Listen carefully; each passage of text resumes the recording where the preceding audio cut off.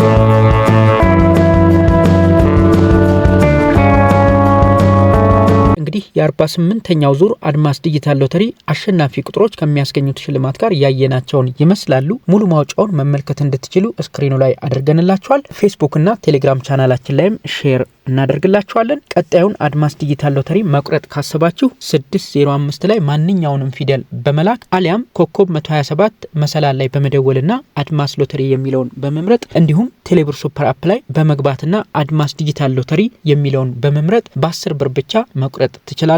የቆረጣችሁት የአድማስ ዲጂታል ሎተሪ ትኬት ከጠፋባችሁ ዘወትር በስራ ሰዓት 9695 ላይ በመደወል በቀላሉ መልሳችሁ ማግኘት ትችላላችሁ። ይህ መረጃ ይጠቅማችኋል ብለን እናስባለን። እንደወደዳችሁትም ተስፋ እናደርጋለን። ቻናላችንን ላይክ እና ሰብስክራይብ በማድረግ እንደዚህ አይነት ጠቃሚ መረጃዎችን ታገኛላችሁ። መልካም እድል ለሁላችሁም።